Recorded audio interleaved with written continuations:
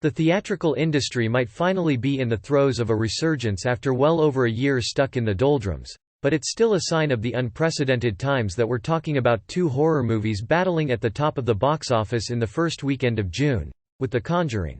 The Devil Made Me Do It conquering A Quiet Place Part 2 thanks to a $24 million debut. While that's the lowest opening frame yet for Ed and Lorraine Warren, let's not overlook the fact that business is only in the earliest days of returning to normality, while the third installment in the series and eighth overall for the shared universe also premiered simultaneously on HBO Max. That being said, the Conjuring brand is now closing in on a global tally of $2 billion. And The Devil Made Me Do It is the sixth of Warner Bros.' 8 hybrid releases to date that have opened at number 1 going back to Wonder Woman 1984, so it hasn't signaled the death knell of the cinematic experience just yet, despite what the doomsayers may have been proclaiming. After a record-breaking bow last weekend, A Quiet Place Part 2 is set to take second place with a solid $19.5 million, with Cruella rounding out the top three after bringing in an additional $11.2 million. Which is good news for a title that's available to fans for $30 at the push of a button via Disney Plus Premier Access. It's official. Prince Harry and Meghan Markle welcomed their baby girl, Lilibet, Lily, Diana Mountbatten-Windsor, earlier this weekend.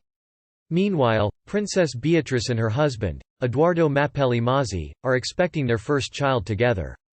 Meanwhile, fourth spot goes to the animated Spirit Untamed with a projected $6.2 million. Raya and the Last Dragon is still holding firm in the top 10 as well, despite having been released 14 weeks ago, but for the second consecutive weekend, it's good news for the horror genre above all else, thanks largely to The Conjuring.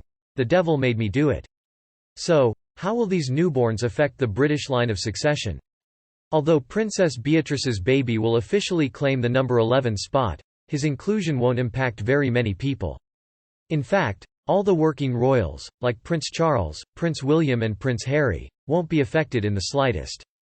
However, baby Lily will have a bit of a higher position, as she is placed at number 8. From Prince Charles to Princess Beatrice's future baby, keep reading for all the details on the very soon-to-be British line of succession.